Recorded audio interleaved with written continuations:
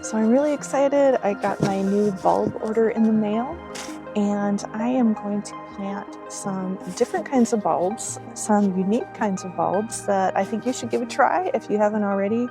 These are a little different than your standard tulips and daffodils. So don't get me wrong, I love tulips and daffodils and all of those kind of beautiful spring bulbs. There's so many pretty kinds.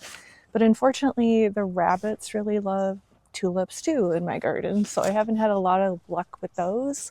Instead, I found there's a lot of alternatives that not only add diversity to the kinds of plantings that you have, but also can be resistant to rabbits and some to squirrels as well. So one of my goals this year with planting bulbs is I wanted to order a lot of them so I could plant groups of them and kind of make masses or blocks of bulbs that I will add to over time. Just for knowledge, I am ordering from a company called John Schieffer's. I've ordered from them before. Their product is always really good. There are lots of other companies that you can order bulbs from. I am going to give you examples of each kind as I talk about them that are actually photos and descriptions from their catalogs. So I'm giving them credit in the video for the descriptions and the photos that I provide for you today on those. Obviously, I don't have flowers in real life to show you because I'm just planting the bulbs now. So one of the first bulbs that I planted in my garden when I moved to my house was an allium. The allium that I have currently is Allium atropurpureum, and it's a taller variety with a larger flower head. I really wanted this one because it has these deep reddish purple flowers, which are really striking and dramatic. It can get from anywhere from 24 inches to almost 3 feet tall. So mine almost look like these little Dr. Seuss plants in the garden with these tall, dramatically colored flowers, and I just love them, and I would definitely recommend those. The next two kind of bulbs that I would really recommend for your garden that I have become obsessed about are the fritillarias. The first one is Fritillaria meleagris.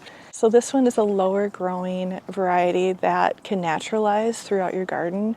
I think it's a really economical bulb because of that. So you can start out with a smaller amount and then gradually they will multiply in your garden so you can have more. So they have these really charming little bell-shaped flowers with sort of a checkerboard pattern, which in real life seems really amazing because it almost looks geometric. I have a mix currently, so I get some of the purpley ones and some of the white ones mixed together. You can order them separately if you just want to have a very specific color in your garden scheme. They bloom a little earlier, probably April, May in my garden, and they do like soil. I've discovered that's a little bit more moist. They can tolerate some dryness, but if you want to plant them in an area where you are getting more moisture, they might naturalize and spread more. The other fritillaria I have is a little bit bigger than the meleagris. This one is acmopetala. Flowers on this fritillaria are again bell-shaped, but they're a very nice subtle shading of soft tones of ivory, green, sometimes a little bit of a bronzy color in it. So I think it has very delicate flowers and they're very interesting to look at and examine up close. So the next bulbs that I got are another kind of allium. These are smaller, so these are called the allium spherocephalon, which are otherwise known as drumstick alliums. These are actually later blooming bulbs, so this for me would almost be considered a summer blooming bulb. You can plant these more closely together to make little pops and groupings of color, which I think is very effective design-wise around your garden. Just like the other bulbs, they don't like to sit in a wet ground, so make sure that they're not doing that. They do like full sun. I don't think they would do very well if there's too much shade. Crocus. This particular mixture I got are the snow crocus species mixture. I'm not a huge yellow fan, but I thought I would give it a try because it has sort of light purplish blue color, darker purpley blue, and then the more golden yellow flowers all mixed together. Maybe eventually, if I really don't like the yellow, I can mark those and take those out and just keep the other colors. So the crocus start popping up in about March or April, which is basically still like winter for us here in Minnesota. They are hardy from zones 4 through 8. Again, they like full sun, well draining soil. They don't like to be planted too deeply, about 4 inches deep, and then plant them in groups. They look better that way in little patches than trying to have one flower here and one there. It's just, they like to have friends. So before I get to the end of the video, I just want to say a big thank you to you who have subscribed to my channel. I am very grateful for that, and I hope that my videos have been helpful for you. Also, if you do need additional help with garden planning or questions about your garden in general, I do have consultation times available, and there is a link below in my description of my channel, so you can book a time with me if you need any help with your garden. This is Camassia. So here's my bag that I got from Sheepers, and it has 25 bulbs in here. So I've been wanting to add Camassias to my garden for quite a while, and I haven't been able to do it. So I thought this year's got to be the year that I'm going to add them in. They're such a great plant. So there are different varieties that you can get now with different colors. This one in particular is your standard kind of bluish, light blue lilac color. You can get them with pink flowers as well as creamy white or greenish white flowers. These are muscari. You might know these as the common name of grape hyacinths. This one from Sheepers I got is called the Magical Mixture Muscari, and it has a blend of different kinds in there. So there's anywhere from light blue, icy blue colors to deep blue. So that's exciting, and I can't wait to try those out. These two came in a larger quantity of 50, so I thought it was a really good deal. Okay, so now that you're getting ready to plant and prepare the spots that you want to put your bulbs in, you're just going to need a few tools.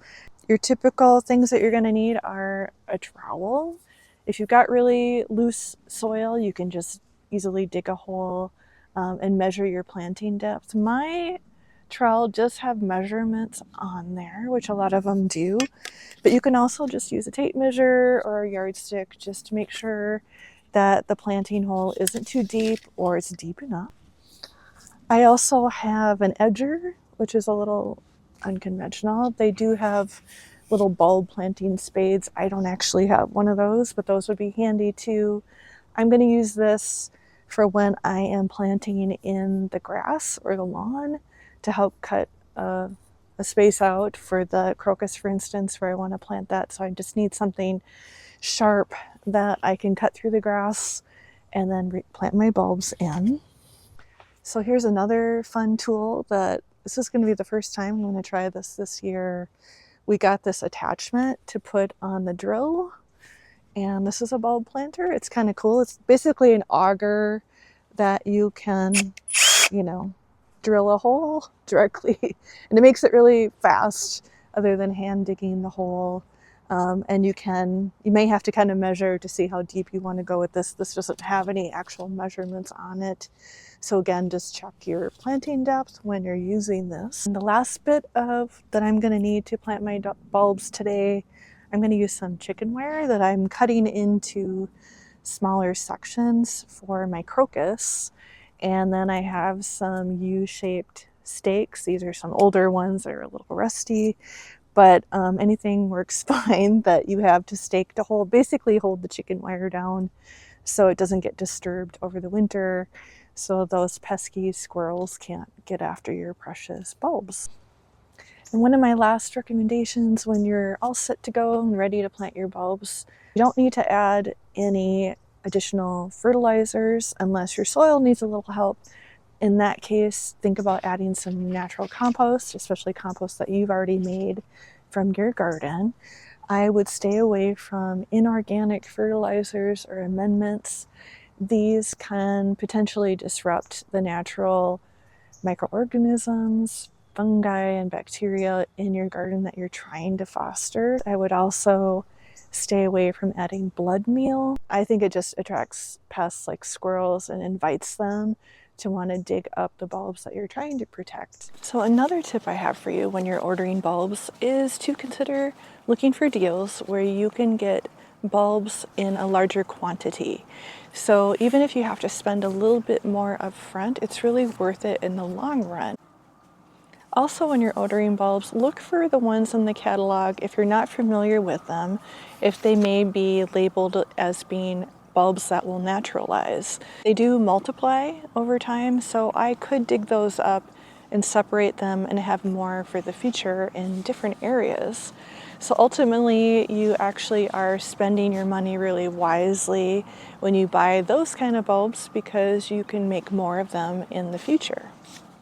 Another thing to remember with bulbs is that after they're done blooming, oftentimes the foliage will die back and it won't look as attractive. Now you may be inclined to want to trim off that foliage because it doesn't look nice and fresh and green anymore, but ultimately you really should leave it to die back naturally because all of that energy is going to go back down into the root system of the bulb and make it stronger and healthier for the next season.